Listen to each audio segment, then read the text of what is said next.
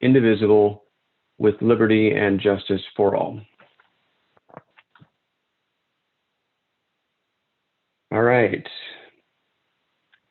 So hopefully everybody has their information packet.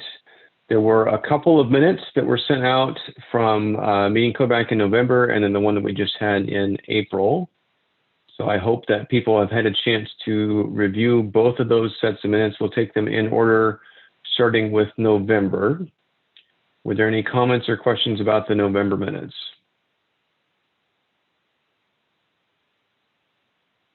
All right, seeing none, I entertain a motion to approve the minutes as sent.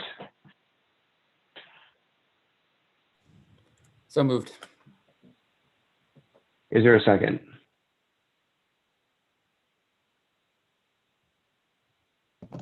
Second. All right, so Seth moved and Jennifer seconded. All those in favor, please signify by saying aye. Aye. Aye. Any opposed? Okay, moving on to the minutes from April 28th, 2001. Those are also in your packet. Any comments, changes, additions?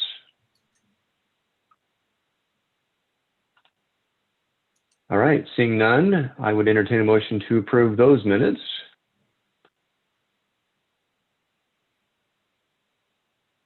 I move to approve the Budget Committee meeting minutes of April 28th, 2001. Thank you, Ben. Is there a second? Second. I saw Eric's hand go up, but I'm not sure who actually said second. Was that Justin? Yeah, Okay. but Eric can have it. All right. We'll defer to Eric. Eric will be so credited with it, seconding the minutes. All those in favor by saying aye? Aye. Aye. All right. Any opposed? All right. So next up is the response to Budget Committee questions.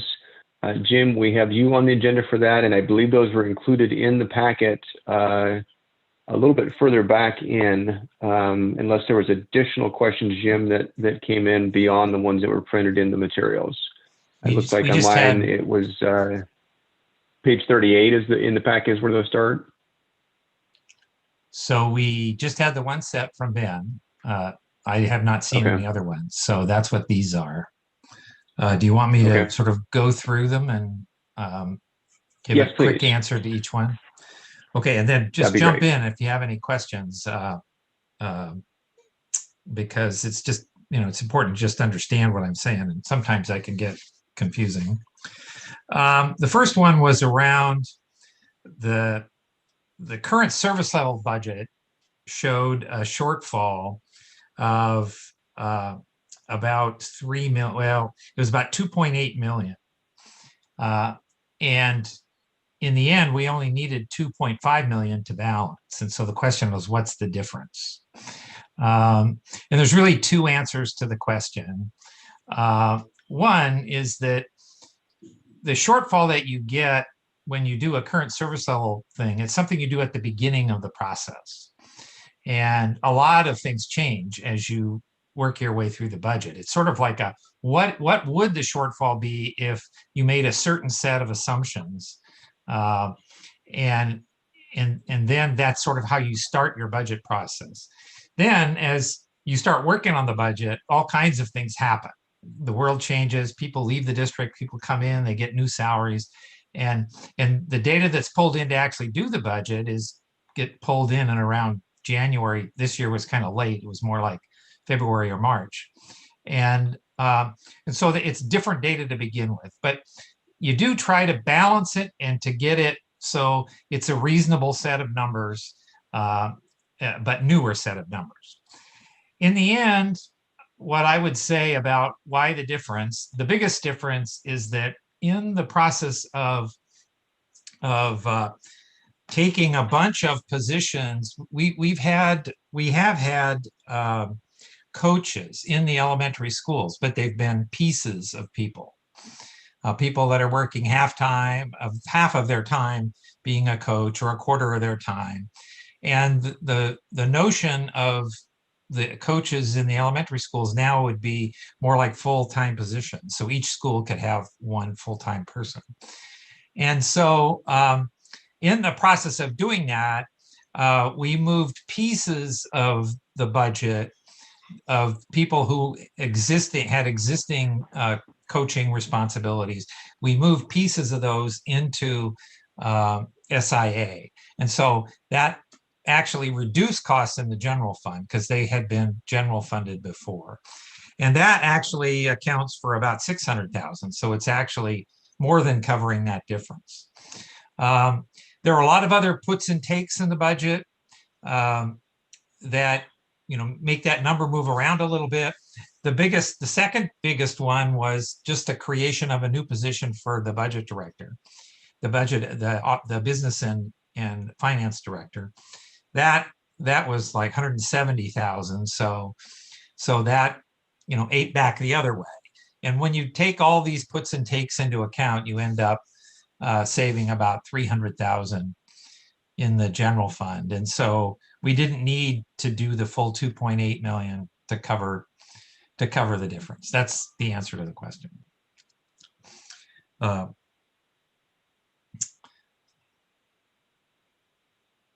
So Great. Question number two was where does the 2% come from?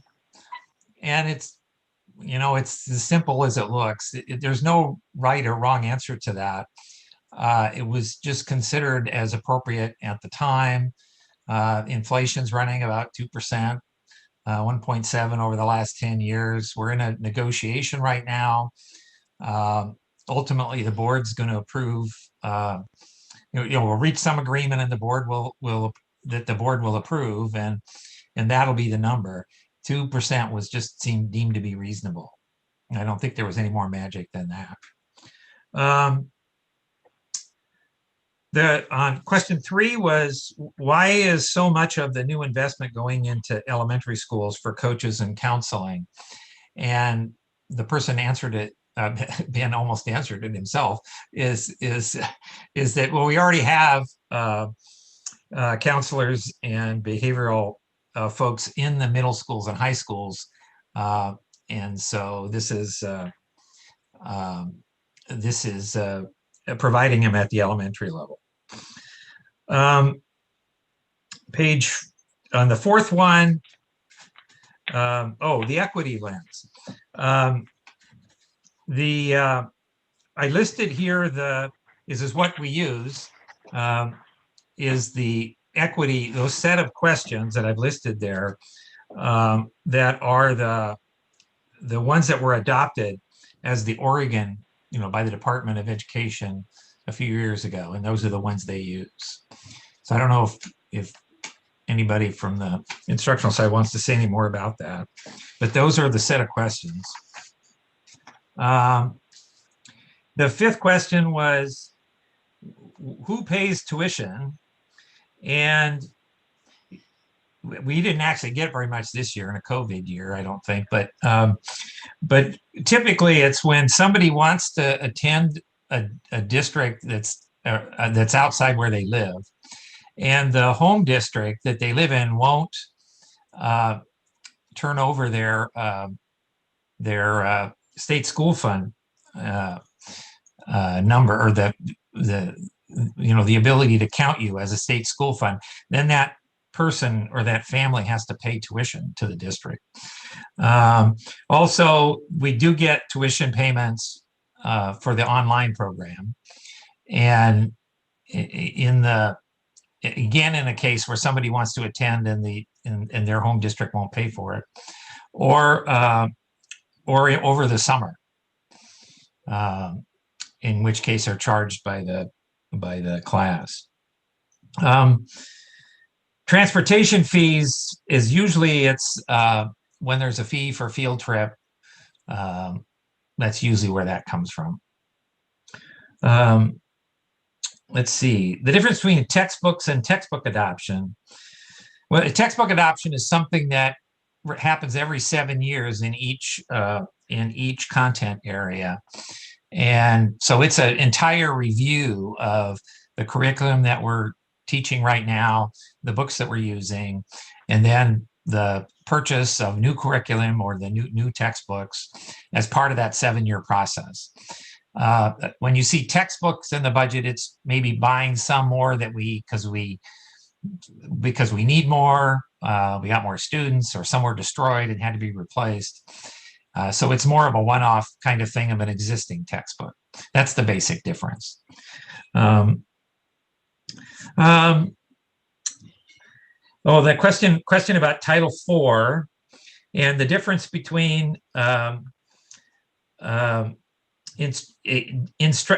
instructional staff development and improvement of instruction.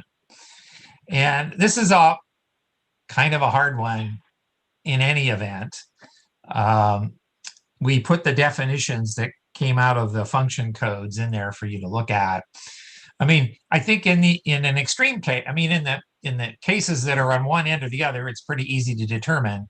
But in lots of cases where, yes, it is, you're helping, you're giving some staff development to staff people to improve their instruction in order to achieve an improvement for students and to improve the instruction the student gets. It's like, okay, you can almost pick which one you want to choose. And that's particularly true in Title IV, because it's improvements that try to achieve specific kinds of outcomes, like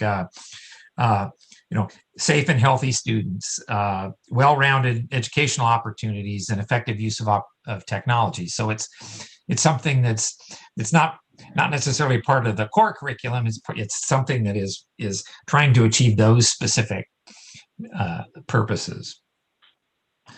How was the contingency fund minimum percentage of 5% selected? So when I first came here, everybody said it was board policy. I actually, after you asked that question, I looked, and I couldn't find any policy that said that. And so Ashley finally said, well, that's just been what the board has always said their policy is. But I couldn't find an actual written one. But I think it is, in effect, the board policy have been set at 5%. I know some of the board members certainly have more history than I do with it. And by the way, that happens all the time. Just a quick follow-up question, if I may, Jim. Related to that, because I also have heard that was a policy, and then I've also heard the policy was like 6% or 8%. So I don't know if there's any advantage of having a formal policy to designate that.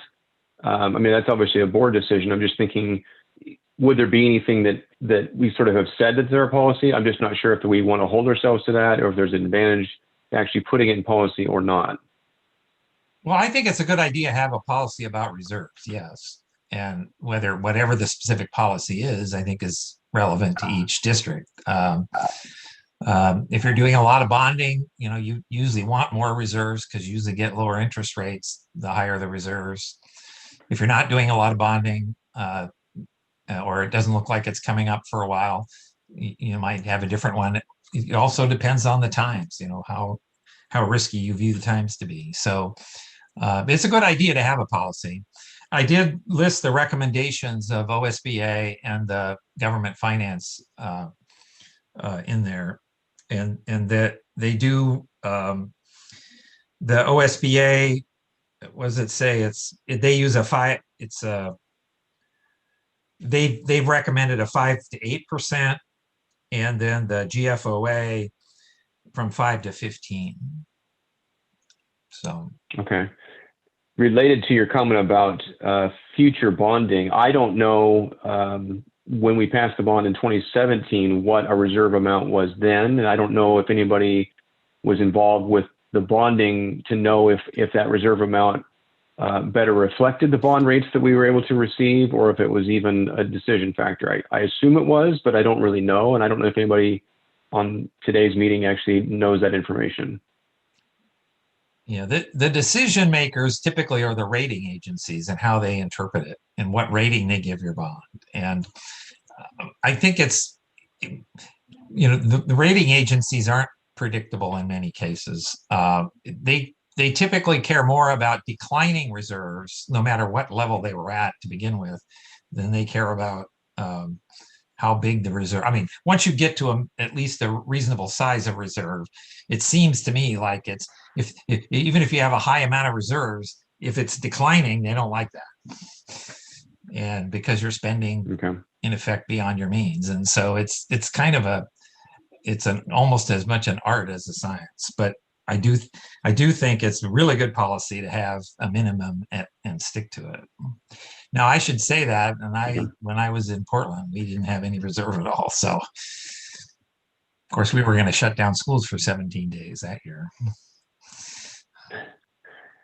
The only reason I bring that up is that for those that were involved in the 2017 bond project, one of the things that we had talked about was that was sort of the first phase of many of these large scale projects, which would put the second phase of that in 2027. So that might be a longer conversation about, do we want to look at reserves in preparation for a potential bond in 2027? If so, is that part of the policy discussion? So obviously we don't have to make a decision tonight, but I do want the board to be thinking about where we go with that long term, because it will be here faster than we think it will be. And certainly we'd rather do that over the course of multiple years than trying to do it in 1 or 2.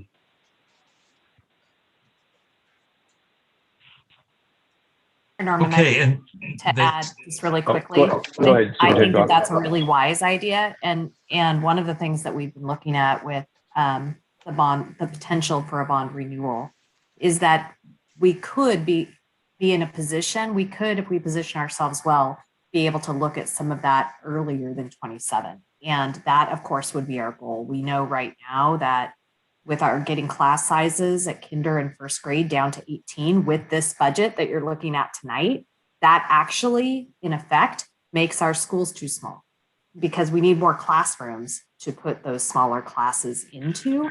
And so we're going to see more of a strain more quickly, because we're in this really great financial space to be able to lower class sizes and do some other new things. So that you can't know as you're going into the bond period, you're going to have that kind of a big change. so for those that want to see the numbers on this, on page 137, at least in my book, I think it's page 137, it has the debt service on the GO bond, and it drops in half in, it doesn't go to 0, it just drops in half after 2027. And so if you don't then pass a new bond, then the tax rate's going to drop in half at that point. So it's kind of the point where you would normally go out for a new one, or sometime before that actually is usually better. And because then you can say, well, we're not going to, the rate will still be the same as it has been. But that debt service is on 137. Okay. Thank you. Then I think the last question was about enrollment. And the question was, where do those numbers come from? And I showed sort of 3 numbers on the budget box. One was the pre-COVID number. That one was done by a demographer who works through the ESD. And it was done, the normal way you would do it. It takes into account the birth data, projections of development, historical enrollment trends, and then cohort analysis. You tend to get increases at certain levels at the school year at the transition point. So, when you're starting high school, you tend to get more kids in that come in out of private schools or something like that. And so he I don't even know, it's he or she, did all that normal sort of analysis.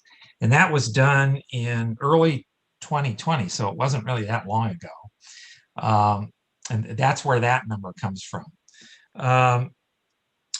The enrollment projections for next year, really, we have no new data since Shannon did those estimates, because COVID kind of messes your data stream up. And so the only real addition was to say, well, here's how many we lost, here's how many we think we're going to get back. And it's kind of a guess where what schools they're going to show up in. So we're anticipating a lot of fast footwork when the school year starts next year and we see where kids actually show up, especially at the kindergarten and first grade level.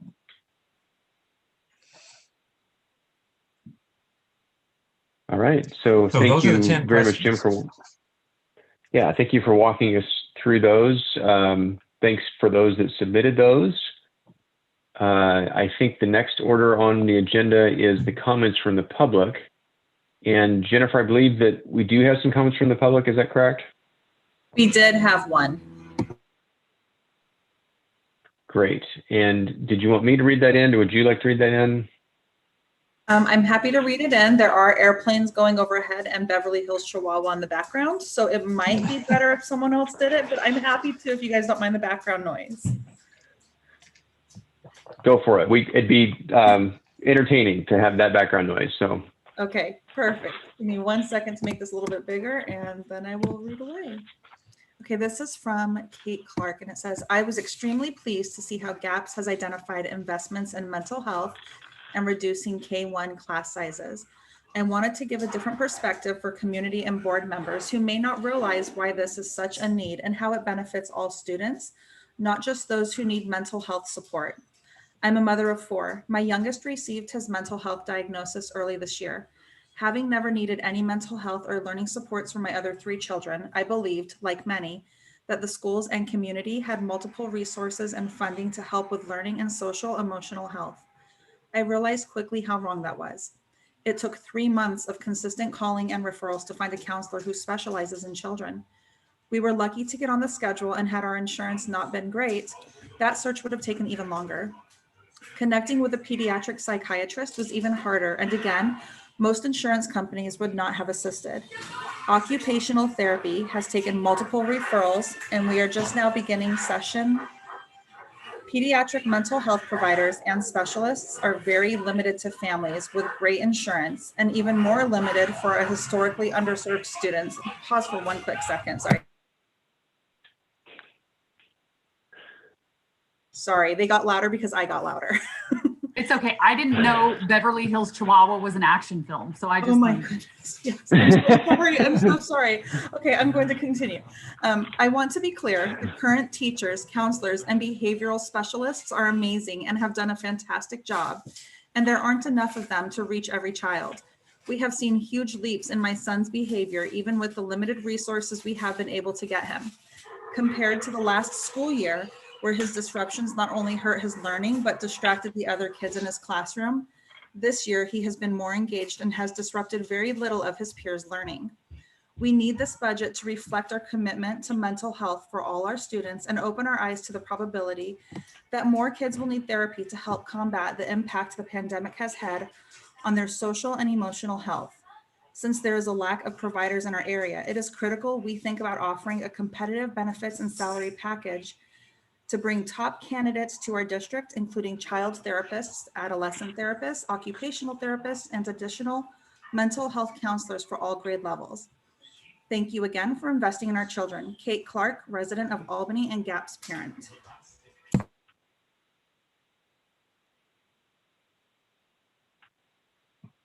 Great. Thank you for reading that in, Jennifer. And great that we got some feedback from the public. I also, while it's not specifically comments from the public, if I can at this time, talk a little bit about the parent meeting that we had last night. So Superintendent Goff had invited me to the parent forum that we had, and I had the opportunity to speak to both groups about what the budget committee does, and mostly was there to solicit feedback and hear from their perspectives on what was important to them, particularly around the budget. And the comments actually were very similar to the one that was just read. I actually took some notes from the chats that were sent in. The first comment was, is it possible to include full-time aides in K-5 classrooms to help with behavior supports and learning gaps? Again, we've already talked about the additional budget for counselors, but which was very well received, but that was a comment in addition to that with aides, which you've also heard before. The next comment was around what additional mental, emotional health supports will be given in middle schools. including partnering with outside. And actually, there was a response to that about partnering with outside agencies, including Ophelia's Place. But again, similar comment and theme around emotional and mental health supports. Another comment around putting more funding towards outdoor science, learning and field trips. Comment about smaller class sizes, of course. A comment about emphasizing green schools and a new word I have not heard before, solastalgia, which I believe we looked up, and Assistant Superintendent Harlan, I believe it was, what was the definition that you found on that? Basically, the definition was the negative distress caused by environmental changes. So just like the yearning to, be outside and get sun, but kind of back to the environment and less like in a building. But yeah, we had to look it up. It was great. I learned a new word. But in the conversation more often. Nostalgia. Yeah. So yes, not only did we learn something last night, but we also heard some great feedback. So thank you to Superintendent Goff for that invitation. I think I have said since I've been on this committee that I am always soliciting public feedback. And I think if the public won't come to you, you need to go to them. And so that was a great opportunity to do it. I did want to just take a quick stop and do an introduction. My understanding is that we do have a new Director of Business and Finance, and that is Ashley. So congratulations. Welcome to this meeting. Be excited that you'll get to do this next year. It's the most fun job I think the district has. So, and I'm glad everybody's smiling and laughing at that. So, all right. So now we are on to the committee discussion of the proposed budget. So this is where all the questions that you've had since you didn't get maybe a chance to submit those, or questions that you thought about tonight, I've come up. I will apologize in advance. My screen is rather small, so I will try my best to make sure I recognize folks as they raise their hands. But this is the point to ask all your budget questions. Jim, I see your finger up. So yeah, I just wanted to add one thing that I should have said after the questions. Is this afternoon Melissa got an email from the legislature that from a lobbyist there, and the Ways and Means Committee passed out a bill that would appropriate $9.3 billion to the state school fund. This budget you have is based on $9.1 billion. So if that becomes law, the way they've recommended it, and usually when they recommended it happens, that would mean about another $1.4 million in the general fund above what's in this budget. So just to know that, and if that impacts your decision at all. Okay. I also think I saw something from the governor that she also thought that there needed to be even funding beyond that, or did I misunderstand that was that quote taken in a different context? Can anybody speak to that? Okay. All right. I didn't hear that, so I should seek it out. Okay. What questions do we have on the budget?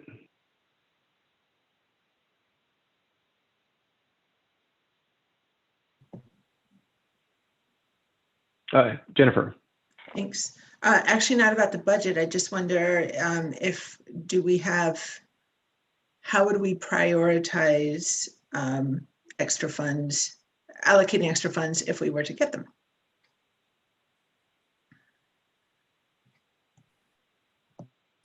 Well, we really have a couple places to go. One is to see if there are any unfunded pieces that we prioritize through the student investment account.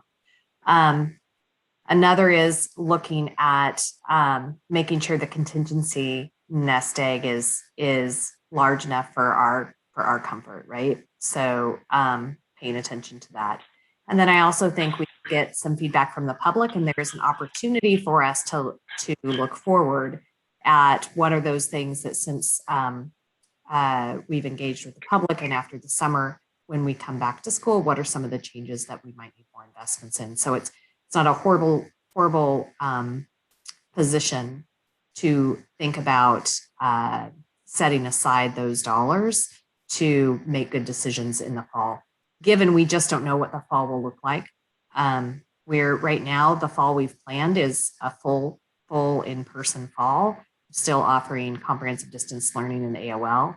One of the things that we have heard with AOL, for example, is that we have that staffed right now with our own teachers rather than using the teachers that we contract with through Florida Virtual.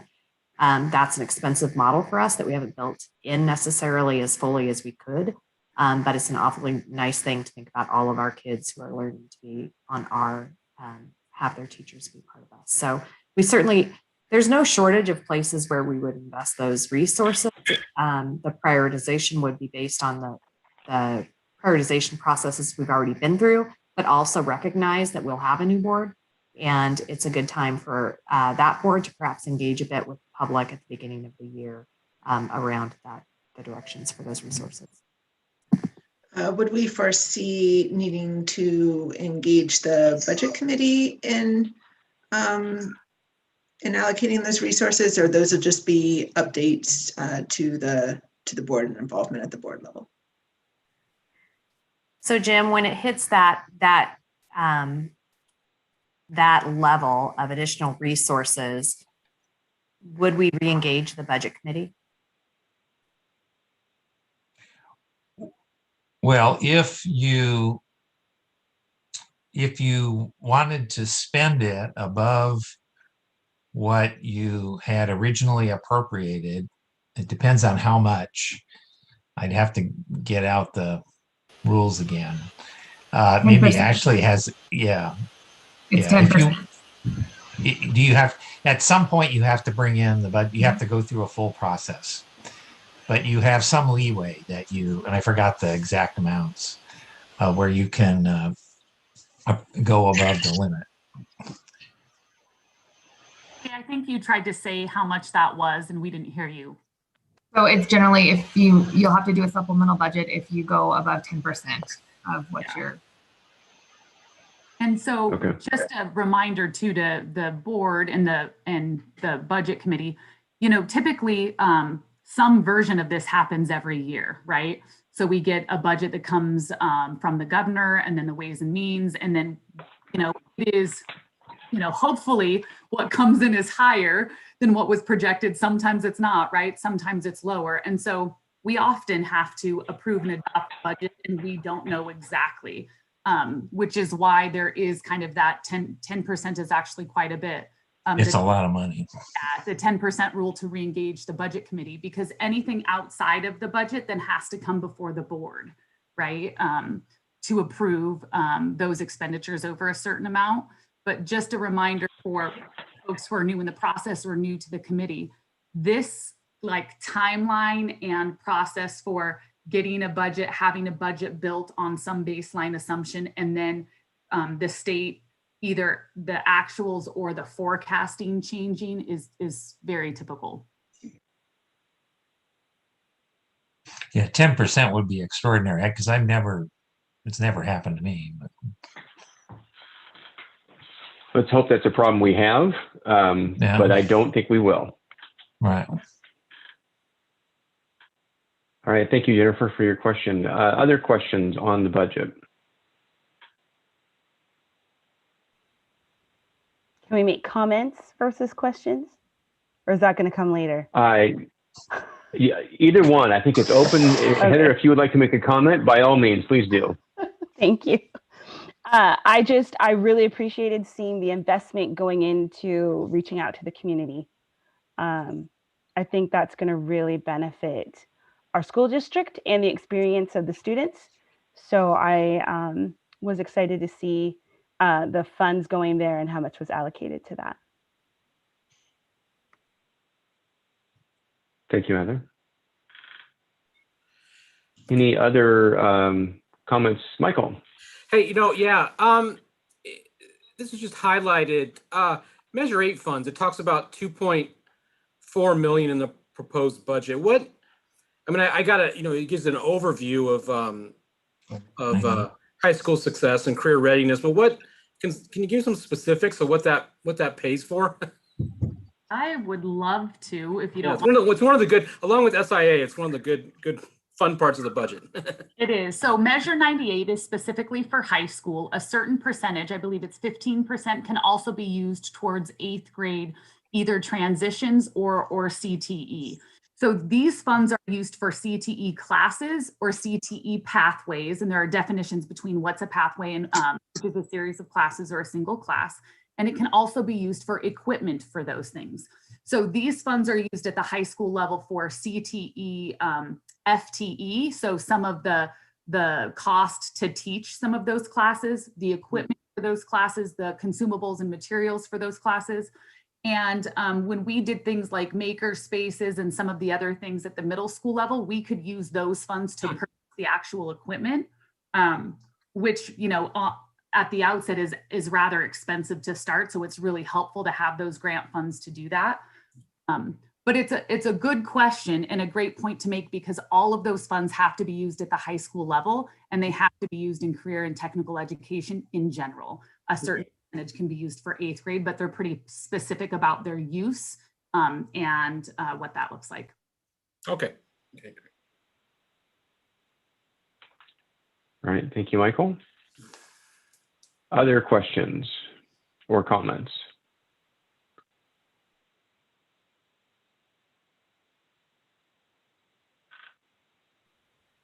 I have another one. I was just wondering why Albany Options is kind of like isn't included in the other, like how it's budgeted for the other high schools. Somebody could probably give you some historical perspective there, but one of the reasons is because Albany Options doesn't necessarily have a steady or predictable enrollment. So budget for schools is based off enrollment and the projected enrollment that we literally can from how many 8th graders go to these schools, roll them up into 9th grade, know what percentage. That's not how Albany Options is how their enrollment happens, right? And it also doesn't happen in a typical way like you would assume for a school year. So we know that Albany Options has to be staffed at a certain level, regardless of the influx and the wave of students that come kind of and go. And because their enrollment, you know, might fluctuate at any given time, let's say between 100 and 150, but they actually might see 300 kids throughout the year because kids will get their GED or graduate mid-year and be done, and new students will come in. And so that's part of the reason that you'll see that kind of as separate, because it isn't necessarily tied to per pupil amounts like the other schools are. All right. Good question, Heather. Other questions and comments?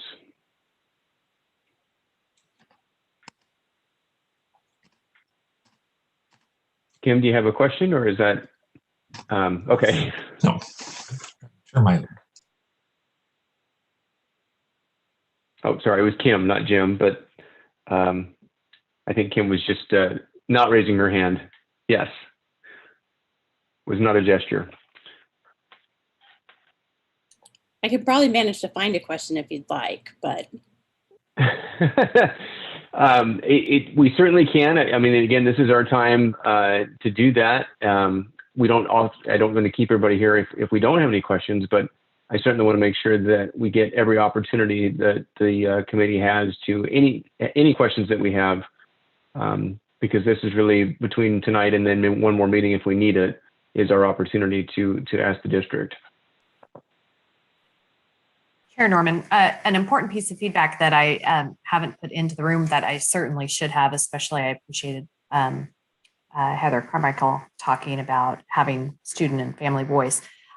We did have a student forum last week, and we were able to talk to the students a bit about what we're prioritizing in the budget. And again, a resounding level of support for two things: more mental health supports and what we're doing with counselors, and for diversifying our staff and any investments that we can do in continuing to support, particularly the racial equity work around LGBTQ+ students, just treating every individual with respect and care and concern and value. And so to hear that from our high school students was also a pretty great thing to hear.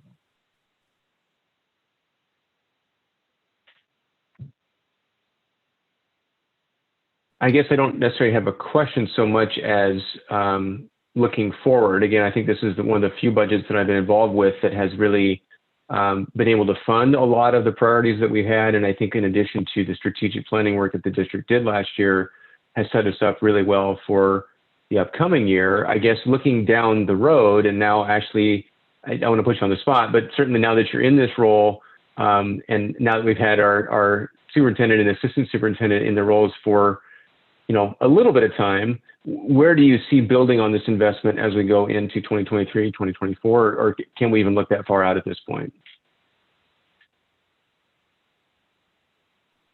You're asking me? Anybody who'd like to answer the question? I would love to. But Superintendent Goff, please. Yes, I would please love do. to answer the question.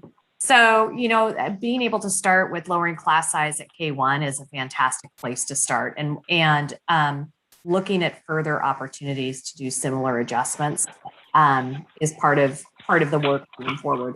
The other piece that we need to really be paying attention to is equity of access. How are we continuing to evaluate our systems that aren't really working for all of our students or all of our staff and redo those systems? I thought it was interesting. I think it was Kate Clark who provided public comment tonight. And I thought it was interesting that she talked about, let's look at our packages and how we pay folks who are in those hard to recruit roles. And so thinking about how in bargaining, do we look at our bargaining practices and the system of bargaining and some of those really hard to fill roles that we need many, many more people to be a part of. And we've already started our own Grow Your Own program to diversify our own adults within our system, but also thinking about then what are those packages that keep them here and retain them and provide them support. So we will continue to work in the 3 areas of mental health, academic excellence, really making sure kids have a rigorous and hands-on experiential learning experience, and then looking at matters of equity, because that work is going to take a lot longer than the next few years, and it's going to take significant systemic change that will take a great deal of investment of time and professional learning and in learning for us to do our jobs differently. So, and part of that we'll be looking at when we look at textbook adoption, which was one of the questions that came to us. When we're looking at textbook adoptions, looking at not only what's in those textbooks, but are we adopting textbooks or are we adopting technology, and how can we think differently about those things we put in the classroom to have more hands-on things for kids? If we could invest more, we could really make that classroom learning experience much richer. And that's where we would head, but still on the exact same path that we're on. So that's what's really nice. We've got this community path, and we can continue to circle out to the community and circle back around what we're doing. Circle out to the community and circle back to make sure that we're still headed in the right direction and serving the needs of the kids. Great. I think Thank you. Sorry. Go ahead, Lisa. I also, 2 things that, one question. I loved seeing that you were thinking about middle school sports coming back to the schools. So is that something you're going to implement next year? I spent a lot of time volunteering in the middle school. And I think that that would be a great addition for those kids and more activities. And so I love that you are investing there. I really think it's a need. So part of the student investment account, which are more stable dollars than ESSER, which is why. You muted yourself. Pickles. So things that we know will be continual costs, we fund through SIA because that's more stable funding than ESSER. And one of those things that you had talked about was middle school and middle school sports. So when we did this process on strategic planning, and originally this huge process around the student investment account, we went to staff, school staff, administrators. And one of the things that I reflecting back was so grateful for when we met with all of the administrators was to see administrators advocate for other levels. Resoundingly, everyone said elementary schools need counselors. Those were middle school principals, those were high school principals. And they also said middle school needs some things that help anchor that age, and middle school sports are something that we would like to see. So that is how that actually got into the SIA plan to begin with. And what they had talked about was if each middle school, it's $200,000 in SIA, $50,000 per middle school, to focus initially on sports that are no-cut sports that large amounts of students can participate in. So things like cross country in the fall and track in the spring, and things that are that they can get as many students involved to start growing back some of these programs. And so I just wanted to say, it's part of the student investment account. It came from staff. I remember the principal conversations about it, was really proud of our team around that. And the purpose would really be to start to just enrich some of the opportunities for middle school. It's one of the hardest times of life, period. And certainly we have some amazing and very special staff you have to be at middle school and to love it. And so it's definitely an area we're looking to invest in continually. That's awesome. I think from an equity standpoint as well, there's a lot of kids that miss out on sports because they just can't afford club sports. And by throwing all of middle school sports into being a club program, that just that cut a lot of kids out from those opportunities. So I'm glad the district is putting funds there. And just to speak into equity for a moment, and since it was a question by a budget committee member, I think the value of hearing that missed student voice and hearing their experiences, to have the district put money into training for teachers and for staff to be more culturally understanding, is going to make the student experience, it's just going to improve their experience. There's a lot of kids that experience trauma based on the color of their skin, or on a disability, or on their sexuality or their gender. It's because we have a bullying issue. That's not new to anyone. We know that. The budget committee knows that because of making sure funds went into things like PBIS in the years past. And a lot of this happens actually on the playground. It happens in the passing of the hallways in the middle school and high school. It happens at games. And so teachers aren't there to hear it. And so investment in also having students understand the impact of, what is just like, oh, it's just friendly teasing, or it's just bullying. What's the big deal? Well, I mean, we're a district that has a zero tolerance for bullying. And so I appreciate that we're putting our money behind that. And as being on the receiving end of being a family that experienced some racial comments that were hurtful, and having to walk my child through that, and as a family trying to understand how do we bring that to a district. 4 years ago, we brought it to a district that didn't know what to do with that, and was like, well, I'm going to go talk to some people to understand what we should do. And so the strides that we have come to, that now we're beginning to be a district that understands those experiences, that knows we need to do better in those areas, and that knows that children are experiencing trauma because of that. And they're not receiving the fullest, best education that they could get because of the emotional trauma that they're facing. And so I just want to, as a representation of a person of color, being on this board was important to me because we don't have representation in our committees. And so, there's a lot of voices that need to be here. Special ed, parents of special ed students, parents whose children identify as LGBTQ, parents who are bilingual, where English isn't their first language. So outreaching to our community is going to mean that they are going to join these committees and their voices are going to be heard. And so that's why Equity Lens is so important. It's for our kids, and it's for teachers to know how to better respond to these kind of incidences. And then it gains trust so that kids will start telling the adults what's happening. Kids don't tell adults right now what's happening because they don't feel like teachers fully understand their experience or know how to respond. And so by having the training, having the professional development, being a district that knows that diversity and equity and inclusion is better for our students, they will graduate culturally responsible adults that are going to be global minded, that are going to go into the workforce and be amazing workers and will just add to Albany. They will just be better citizens.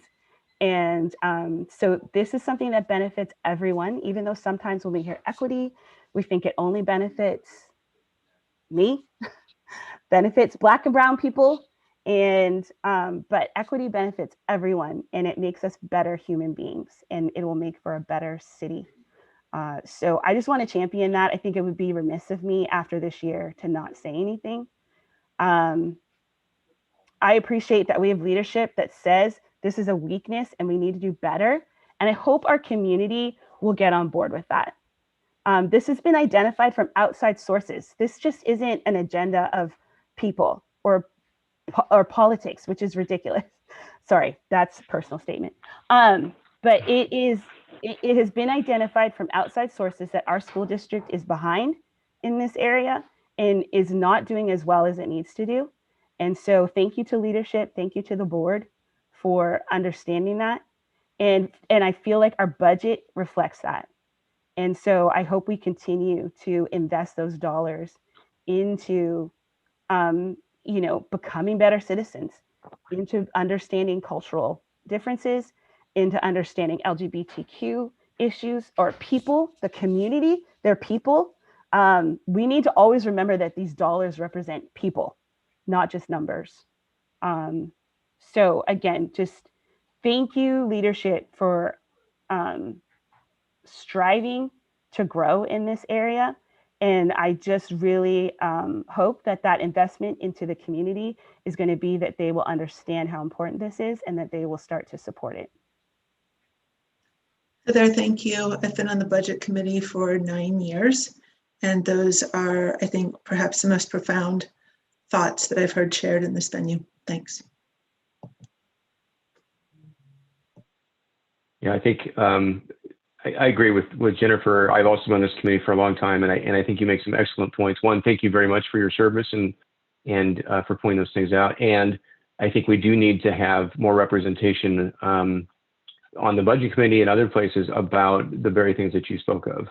And I agree. I think we've made huge progress, and we have a long way to go. Other comments or questions from the committee? Yeah, one question from me. Lisa, you mentioned having funds go through, I think, SIA, get the right acronym, versus ESSER, more stable versus less stable funding, which it made sense in terms of the type of things you tried to go to the more stable funding. My question is, what are the things that are in the unstable funding, or things that people might be excited about that we should be prepared that are more at risk if funding changes, or looking at just future budgets? Yeah, that's a great question. So the ESSER funding was really emergency funding things due to COVID. So the first round of it largely was gone before it came because we had spent the funds. And those were things like a lot of technology. So getting to a one-to-one, we bought thousands and thousands of Chromebooks and hotspots. So that kind of first time purchase. Other things would be things like air handlers, MERV 13. Yeah. PP&E, different like cleaning supplies, signs, all of those things that we just needed immediately to get kind of masks. I don't even know, a lot. Gallons and gallons of hand sanitizer. So some of it was that. Some of the other ways that we can use and that we're trying to use to offset would be, so for a great example is the technology. We made this huge investment in technology. So we have until about 2023 to make sure that we can get on a replacement cycle so that we don't face 5 years down the road having to replace all of them at the same time again, right? That's a huge expense. So if we can use these dollars in a way a little bit each year to basically get on a replacement cycle for 1/5 of that technology to make it sustainable long-term, it's things like that that you're looking at. We also know that we're probably going to have the need for some modulars in the fall. There is some application that you can do to use some of those funds in an emergency way for those things, and we would do that as well. So things that we try to avoid would be kind of long-term costs. For example, we wouldn't, for the budget shortfall, you'll see that we are taking part of that at one time out of ESSER. We can do that. I would never suggest to this budget committee that we bank on doing that annually because it won't be there. So really you're trying to look at either startup costs for things, emergency costs for things, or things you know that you can get started, because those initial costs are a lot of times than just the sustainable ones, and then have a plan for sustaining what that looks like.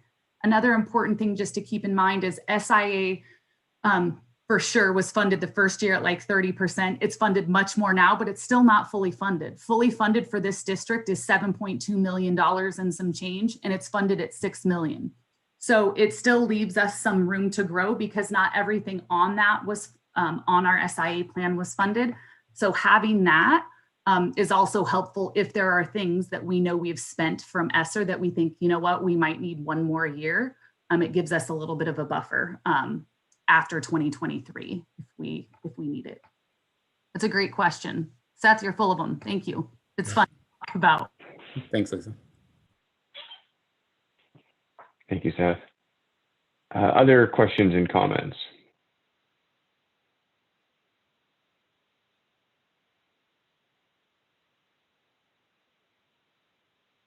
All right. Have we received any other comments from the public? I know we read the one that was submitted already. I just wasn't sure if there's any other comments from the public to be made at this time. No others. Okay. Unless there's other questions or things that the budget committee would like answers to, you do have in your email a couple of sample motions if we choose to approve the budget. We certainly don't have to. We have another meeting on the books. But I also think that we did get a lot of questions and some great comments out this evening. So, Chris, can I just ask a quick one? Sure. I'm looking at the employee FTE, and this might be more of a question for Randy on page 139. And I look at when I was hired by the district in 2005, we had 3,326 classified FTE and 440. So we're about, an FTE is essentially a staff member, right, Randy? I think you're on mute, Randy. Yes, but an FTE is not necessarily a person. Right, right. So you typically employ more people than you have FTE, especially over on the classified side. Okay. So the reason I ask is I'm thinking, we've hearing some grumblings, certainly during a campaign season, about top-heavy administrative, district office folks. And I think about the number of initiatives that have come down the pipe since I started as a teacher, with student learning and growth goals, with all the initiatives coming from the U.S. Department of Education, certainly the No Child Left Behind work, and I see that we've gone from essentially close to 4,000 FTE to just over 1,000 FTE, and it's gone up and down over the years. And our administrative FTE has gone up a little bit, but could I make the statement that our district office is picking up a lot of the slack that was typically picked up by the buildings in the past, like back in 2005 when I was working? Is that a fair statement to make?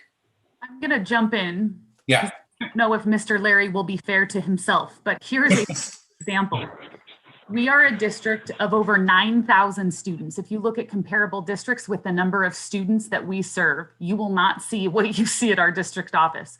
We have run, except for this year, graciously enough, we have a human resources director that was trying to do the work of a full-time director, half-time FTE for a number of years. Human resources is a great example of a department that is sorely understaffed and simply just all working harder than is imaginable or sustainable long-term. But Randy, how many years did you work half-time, doing a full-time job essentially? I think for about 5 years, Lisa. So to have a district of this size that had a half-time human resources director and only 3 clerical staff doing all of the work of that process is unheard of. And I want to say that because I don't know if Mr. Larry would say that about his own department, but it is an example. I will let him answer the rest. Thank you.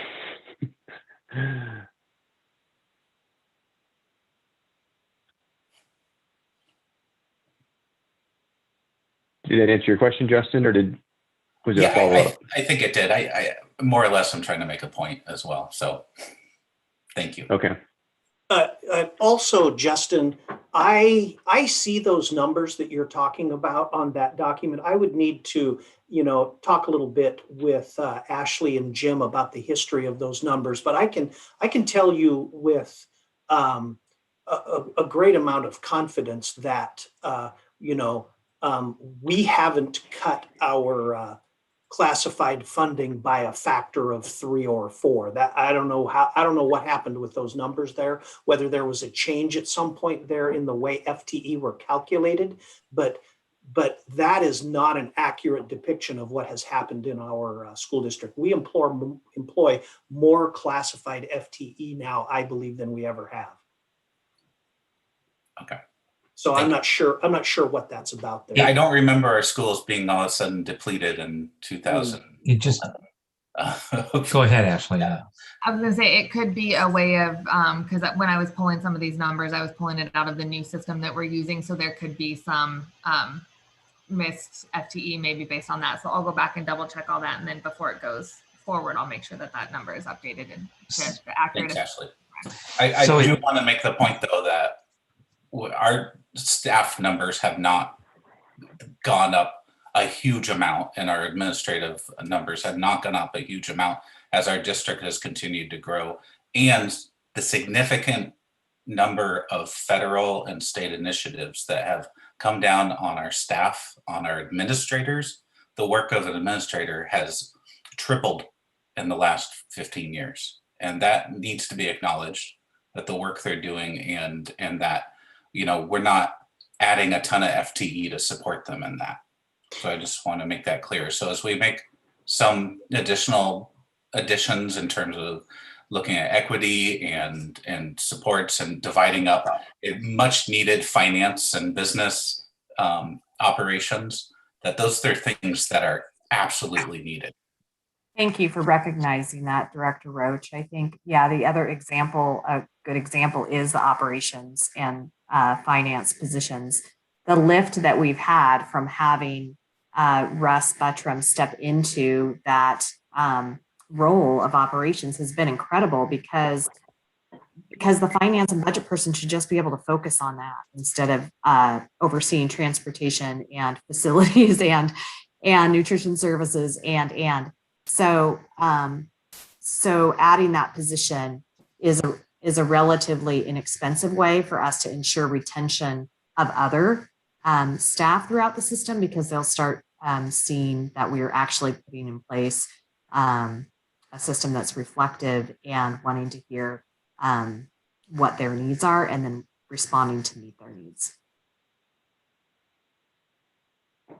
Yeah, thank you for making that point, Justin, because I think part of what our job on the budget committee is both to deliberate the budget and ask these questions, but it's also to both advocate and explain out in the community what the budget is made of and why the investments are made the way they are. Because as I said last night, I think there's a lot of times where you hear concerns or criticism about why is GAPS doing things this way? And when you get into it and realize, oh my gosh, they're making this dollar go way longer than I ever thought it could. That education is great for us to be able to do. Are there any other questions or comments of the budget? Seeing none, I would entertain either a additional request for information, which means one more meeting, or approval of the proposed budget. And if you do want to make that motion, there are some specific language that was emailed to you that you should have received just before this meeting that I would advocate that you use in the form of a motion.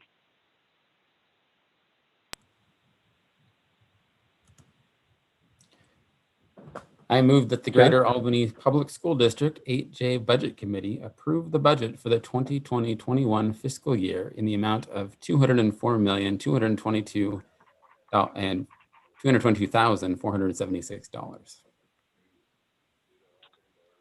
It's been moved. Is there a second? I second. It's been seconded by Heather. Just a quick clarification, is that 2020, 2021, or should that be 2021, 2022? Good point. It should be 2021, 2022, which feels Yeah, like right. Okay. Yeah. So I will make a friendly amendment that we revise that motion to indicate 2021, 2022 fiscal year. Accept your amendment. It's a tongue twister. All right. Any discussion? Seeing none, all those in favor? Aye. Aye. Aye. Any opposed? All right, the motion carries. And then there is another motion that's required to approve taxes. That language was also included with the correct tiers in your email. I read the short one. It's someone else's turn. So for the long one. Okay, I move that the Greater Albany Public School District 8J Budget Committee approve property taxes for the 2021-2022 fiscal year at the rate of $4.5855 per $1,000 of assessed value for the permanent rate tax levy, and in the amount of $14,573,829 for the general obligation bond levy. All right. There is a motion. Is there a second? Second. It's been seconded by Seth. Any discussion? Seeing none, all those in favor of the motion? Aye. Aye. Aye. Aye. Any opposed? And the motion carries. All right. So thank you very much for all of your hard work. Thank you to GAP staff and administration for the fantastic budget presentations and also for an amazing budget that does fund a lot of the strategies and priorities of the community. As has been said here many times tonight, thank you very much for those investments. I know all of our kids will be very happy to be the recipient of those for next year and going forward. So unless there's anything else, we are adjourned. All right. Thanks, everybody. Thanks, Thank you Chris. so much.